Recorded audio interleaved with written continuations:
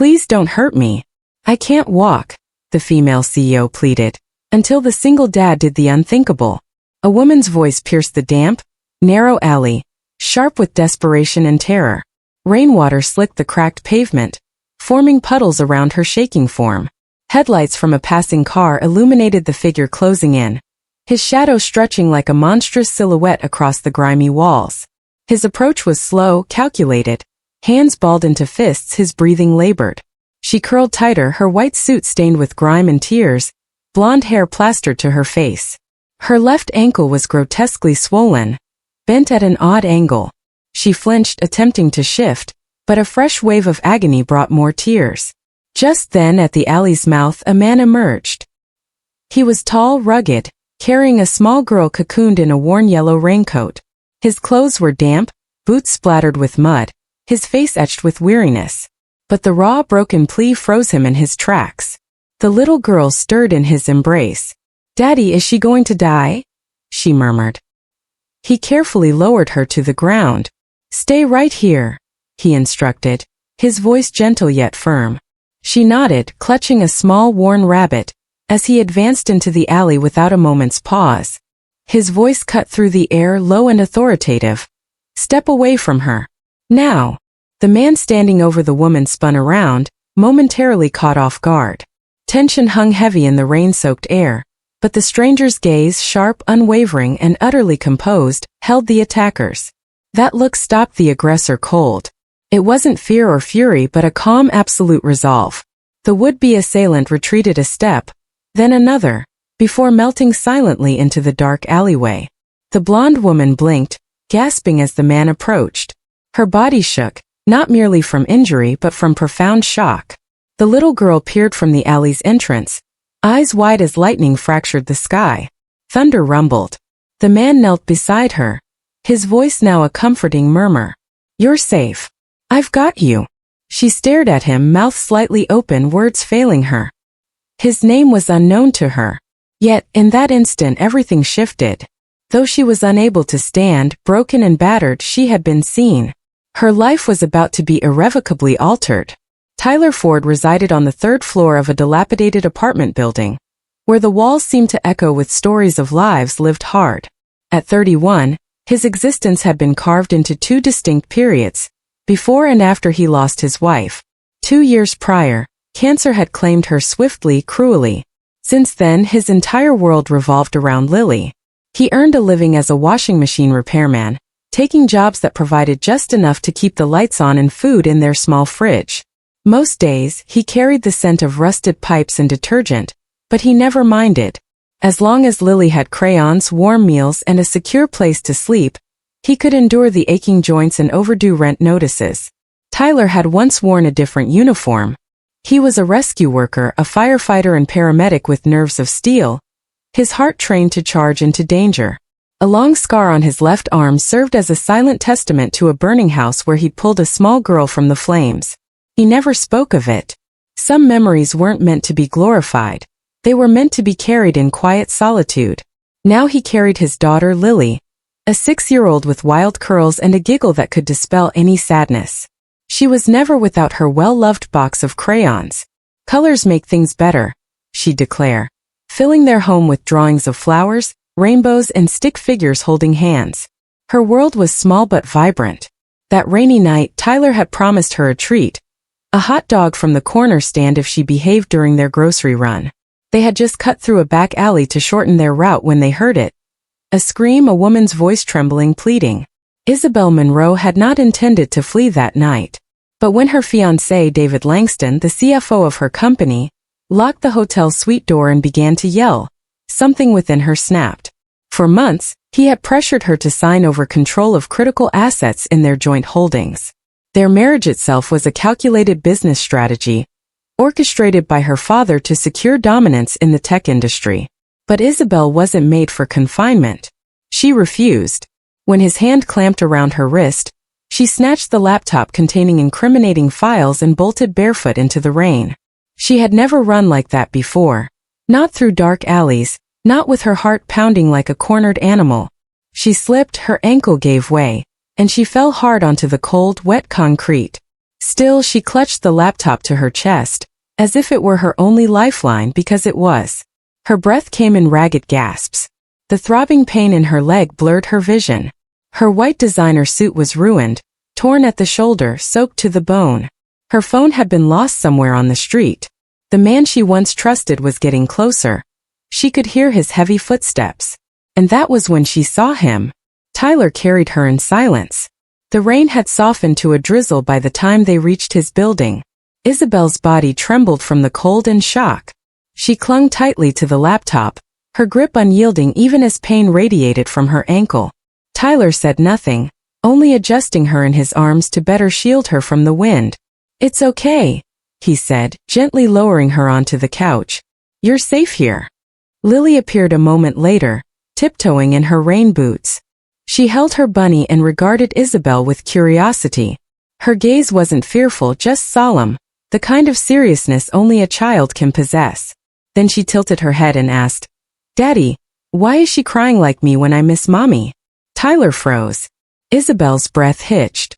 She turned her face away, as if the words had pierced a part of her she didn't know existed. Her fingers tightened on the edge of the couch. She wanted to speak but couldn't. "She's had a hard day, honey," Tyler said softly. "Sometimes grown-ups cry too." Lily nodded solemnly, then wandered off toward her room, her little boots squeaking. Tyler returned with a clean towel and gently draped it around Isabel's shoulders. "I'll get you something warm." "Tea." "Okay." She nodded mutely. He disappeared into the kitchen. Isabel leaned back into the cushions, still damp, still cold. Her ankle throbbed. Her heart ached worse. She had lived in opulent penthouses, frequented luxury spas, and commanded corporate boardrooms lined with mahogany. Yet none of those places had ever felt like this, small, imperfect, but imbued with something she couldn't name. It scared her. In the middle of the night, Isabel woke with a jolt. The room was dark save for a soft glow from the hallway. Her ankle pulsed, but the pain was now manageable. Quiet filled the apartment.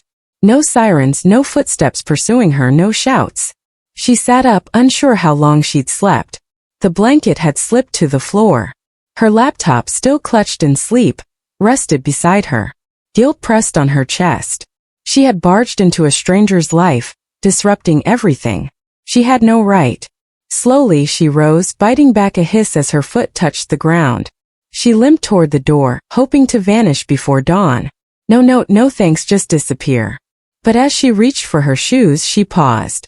They weren't wet anymore. They had been carefully dried, and the loose sole stitched with clean, deliberate lines. Next to them lay a folded towel, fresh and warm. On top of it, a small piece of paper. The handwriting was rough but steady. "Your foot's not better yet. You can stay. It's okay." Isabel stared at it for a long moment. No conditions, no expectations, no price, just kindness. She sank slowly to the floor, the paper trembling in her hand. All her life she had fought to prove herself to be good enough, sharp enough, strong enough.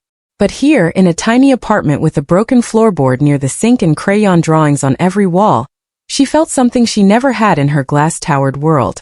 Accepted for nothing more than simply being.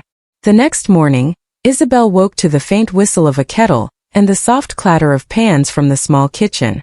For a moment, she imagined she was still in her penthouse, with staff preparing breakfast according to schedule. But then she noticed the modest couch beneath her, the worn curtains fluttering from a draft, and the drawings taped across the refrigerator. She was no longer in her old world. Tyler appeared carrying a steaming mug. He placed it on the small table beside her. The sharp scent of ginger filled the air. "Drink this," he said, his voice calm. "It'll help with the pain." She sat up slowly, testing her injured ankle. It still throbbed, but the swelling seemed reduced from the night before. She sipped the tea. It was spicy, robust, oddly comforting. "You made this yourself?" she asked, a hint of surprise in her tone. "Old habit," he replied, settling onto the edge of the coffee table with a roll of bandages. "Ginger tea, clean water, steady hands. That's all it takes sometimes." Without another word, he gently lifted her foot onto his lap. His touch was steady but careful, never lingering, never intrusive. He removed the old bandage, cleaned the wound, and began to rewrap it. Isabel watched in silence. She had been surrounded by assistants and advisors for years, but none had ever cared for her like this. Not with patience, not with attention, not without expectation. "You've done this before," she murmured. He nodded once. "Rescue work, fires, accidents. You learn to stay calm even when you're falling apart inside." Her eyes softened. She wanted to ask more, but before she could, he reached for her jacket. Torn from the struggle in the alley, he pulled a small sewing kit from a shelf and began threading a needle. "You don't have to," she started. "I know," he interrupted gently, "but it's worth fixing." The thread was a little uneven, the stitches imperfect. Still, he worked with such focus that something in Isabel's chest broke open. The tears came suddenly, unstoppable. She covered her face with her hands, ashamed. Tyler paused. "Did I hurt you?" She shook her head, her voice breaking. "No. I'm not used to this. Being cared for." He didn't push her to explain. He simply handed her a tissue and said, "Everyone deserves it, even you." Just then, small footsteps pattered across the floor. Lily appeared, her hair in wild curls, her pajamas covered with stars. She held a piece of paper tightly. Without hesitation, she walked over and placed it in Isabel's lap. "This is for you," Lily said proudly. Isabel unfolded the paper. It was a crayon drawing, bright colors filling the page. A tall man with brown hair, a little girl in yellow shoes, and beside them, an empty outline of a woman with golden hair. Confused, Isabel looked up. "Who is this?" Lily smiled, pointing at the figure. "That's you. I left the space empty for a long time, waiting for someone who belongs. I think it's supposed to be you now." Isabel's throat tightened. Her hand shook as she held the picture. "Sweetheart," she whispered, struggling to find words. "Why me?" "Because you're here," Lily answered simply. "And you look like someone who needs a family." Isabel let out a sound that was half laugh, half sob. She pressed the picture to her chest as tears spilled freely. For so long, her life had been a battlefield of boardrooms, contracts, and expectations. She had been defined by numbers, power, and appearances. No one had ever left a space for her, only demands for what she must become. Yet here, in this cramped apartment with peeling paint and the sound of a child's crayon scratching across paper, she was being offered something she had never known. A place. She looked at Tyler, who stood silently in the doorway, watching the exchange. His expression was unreadable, but his eyes told her everything. Acceptance, patience, and a quiet hope. He dared not speak. Isabel turned back to Lily, managing a smile through her tears. "Thank you, sweetheart. That's the kindest gift I've ever been given." Lily giggled and picked up her crayon box. "Then I'll make it official. Purple dress, right?" Isabel nodded, laughing softly through her tears. "Yes, make it purple." And as Lily filled in the empty outline with bold strokes of color, Isabel felt something loosen inside her. Something soft, something alive. For the first time in years, she felt what it meant to belong. Isabel's ankle was healing slowly. Each morning brought a little more strength, a little less pain. But walking was still difficult. She resented the feeling of weakness, of needing assistance. Yet Tyler never made her feel small for it. He offered his arm without a word, letting her lean on him as they moved through the apartment. When she stumbled, he steadied her. When she winced, he paused. There was no pity in his actions, just a steadfast presence and patience. "Just one step at a time," he'd say gently, his voice low and calm. Isabel would nod, focusing on the rhythm of their movement. Step, breathe, balance. It became their quiet ritual, a rhythm of trust that neither of them acknowledged aloud. One sunny Saturday morning, Lily declared it was time to make pancakes. "Daddy makes them okay," she said with an exaggerated shrug. "But I bet Isabel makes them fancy."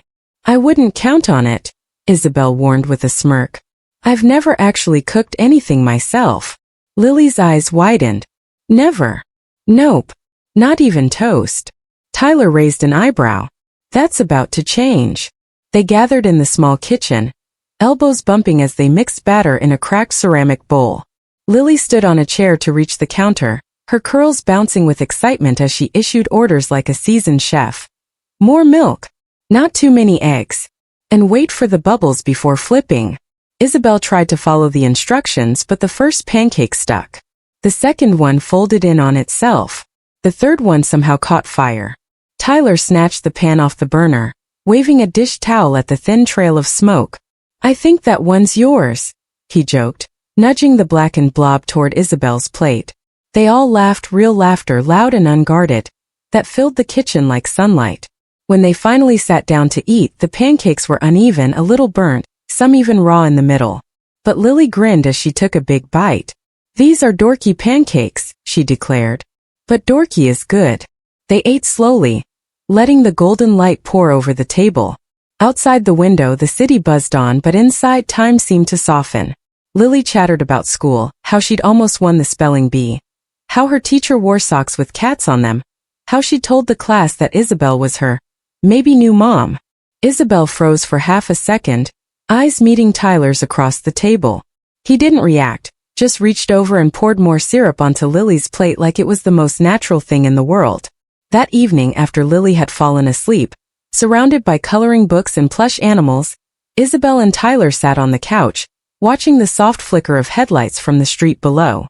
The television was off. The quiet between them felt full, not empty. Isabel pulled the blanket closer, her body still tired from practicing her steps earlier. Without thinking, she leaned sideways and rested her head on Tyler's shoulder. He didn't move. She could feel the steady beat of his heart beneath her cheek, the warmth of his presence grounding her. "You don't know," she whispered, "but you've saved me from so many things." Her voice was barely more than a breath, but he heard her. He didn't turn, didn't ask what she meant. He simply said, "I didn't save anyone. I just saw someone who needed help." She closed her eyes. That answer, quiet, honest, unheroic, cut through all the noise she'd lived with for years. No one had ever looked at her and seen a person before. They'd seen opportunity, strategy, success. But Tyler, he saw someone who was hurting, and instead of walking away, he stayed. And that, she realized, was what love might actually be. Not grand gestures, but the willingness to stand still with someone until they could walk again. It began with a phone ringing in the hallway, then the buzzing at the front door, then a knock. Loud, firm, too familiar. Isabel froze, her hands still soapy from washing dishes. Tyler glanced out the window, then quickly closed the curtain. "Don't move," he said calmly. She didn't need to ask why. The moment she saw the sleek black car parked on the street, she knew they had found her. Within hours more arrived. A cameraman, a woman in a sharp blazer with a microphone, a man from legal wearing a tie that screamed damage control. The sidewalk outside the apartment became a low-key spectacle. Tyler stood by the door, arms folded, his body blocking the peephole. From the bedroom, Lily's voice called out softly, "Why are people outside?" "It's okay, honey," Isabel said, trying to keep her voice steady. "They're just lost." Later that evening, as the reporters grew tired and the knocks faded into silence, Isabel received a message from the board. An offer, a generous one. Millions of dollars in new compensation, full reinstatement, rebranding, reputation management. All she had to do was come back, sign the papers, smile for the cameras, and pretend none of it had happened. She stared at the message for a long time. Then she closed the laptop and walked into the kitchen where Tyler stood drying a dish with an old checkered towel. "I'm not going back," she stated. He didn't look up right away. "You sure?" "Yes," she said. "I've been offered more money than I could ever spend. But not once in all those years, did I wake up feeling like I do here." He turned to her, eyes serious. "How do you feel here?" She hesitated, then answered, "Real. Seen. Safe." He nodded once. That was all he needed. By morning they had packed a small bag. Tyler loaded Lily into the truck and drove them out of the city, down winding roads lined with trees that had just begun to turn gold with the coming fall. They arrived at a quiet farmhouse tucked behind a grove of birch trees. It belonged to Tyler's mother, a retired nurse with soft gray hair and hands that knew how to make anyone feel at ease. She took one look at Isabel, asked no questions, and simply said, "There's warm bread in the oven and a clean bed upstairs." That night, under a sky full of stars and silence, Isabel and Tyler sat on the porch steps, a worn quilt draped over their knees. "I used to think I had everything," she said. "Titles, property, power." He said nothing, just waited. "And yet," she continued, "it was all hollow. I didn't realize how much I had given up just to be seen as successful. Tyler took a slow sip of tea, then spoke. They only saw your name, not you. She nodded. Exactly. He looked out across the field, his voice quiet. I know what that's like, to be seen as something you're not. She turned to him. Tell me.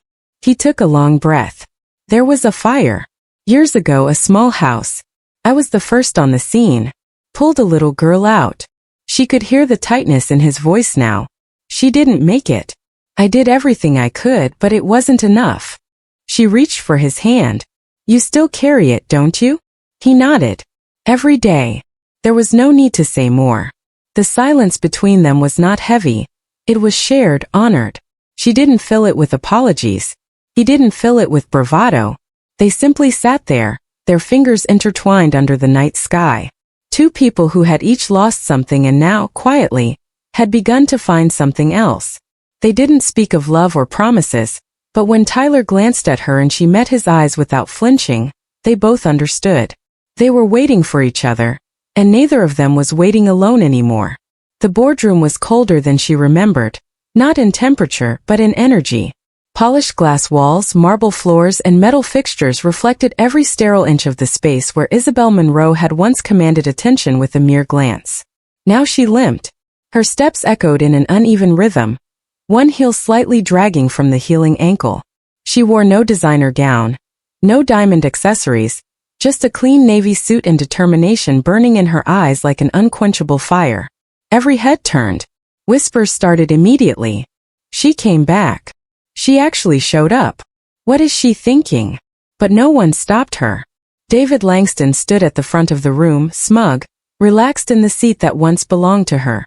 He smirked, leaning into the microphone.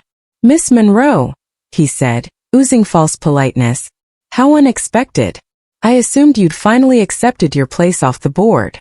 Isabel didn't flinch.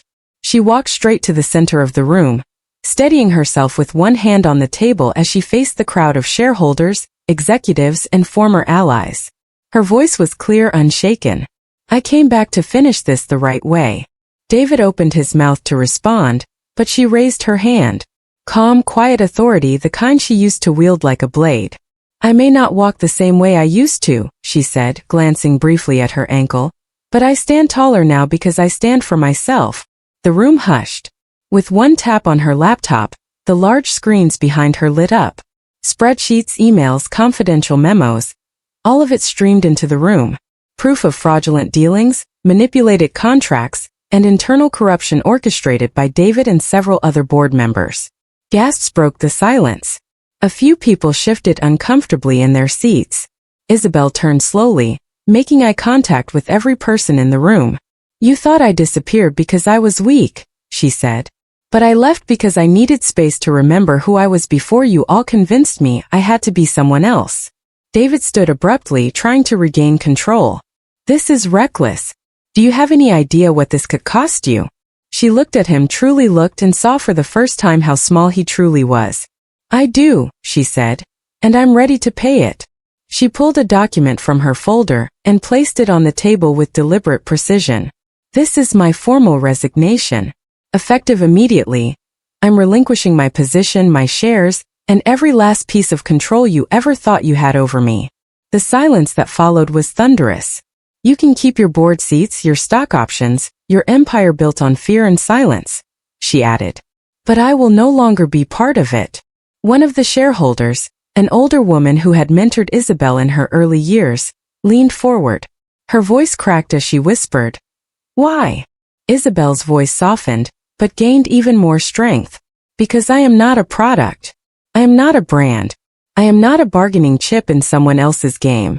I am a person. The older woman nodded slowly, blinking back emotion. David, still standing, tried once more. You'll regret this. You're throwing away everything.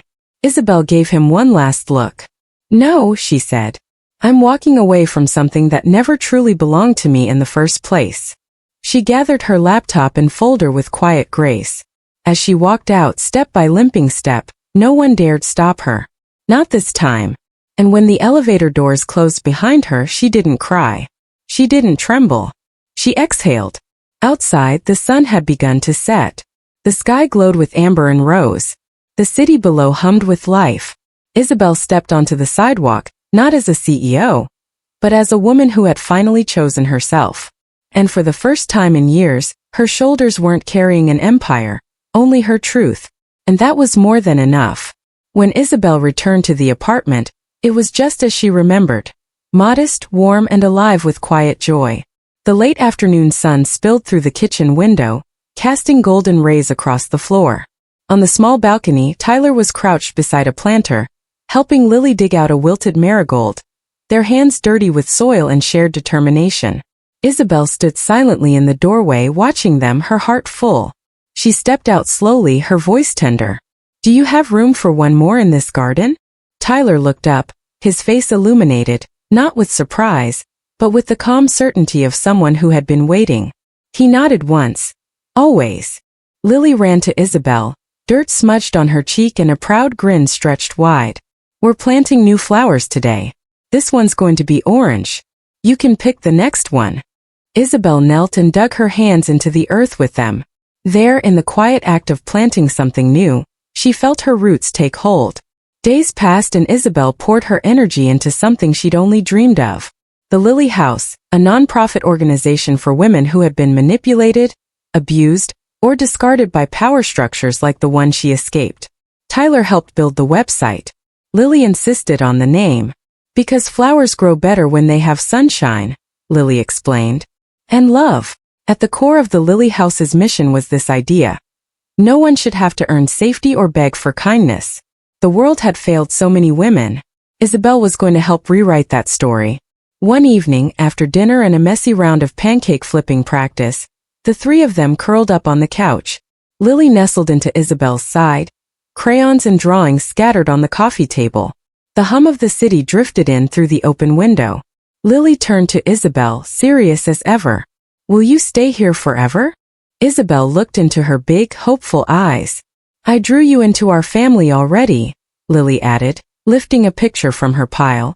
3 stick figures stood in front of a flower garden. 1 tall man, 1 little girl, and 1 blonde-haired woman in a bright dress. "I don't want to erase you later." Isabel's throat tightened. She pulled Lily close and whispered, "If you ever need me, sweetheart, I'll always be here." Later that night, Tyler found her on the balcony, gazing out over the city. "I have something for you," he said, stepping beside her.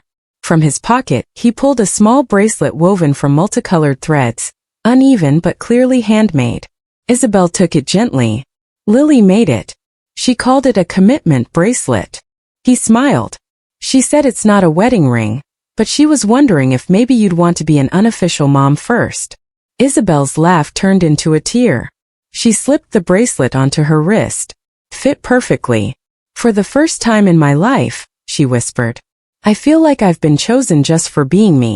Tyler took her hand, intertwining their fingers. They didn't need grand declarations. Everything that mattered was already planted. In the garden, in Lily's laughter, in the tiny threads of a bracelet made with hope. In the months that followed, Isabel's days were filled with healing, hers and others. The Lily House bloomed with stories of resilience, women finding their footing again, children smiling for the first time in months. Isabel spoke softly at community events, worked late with volunteers, and always returned to the apartment, or what had become home.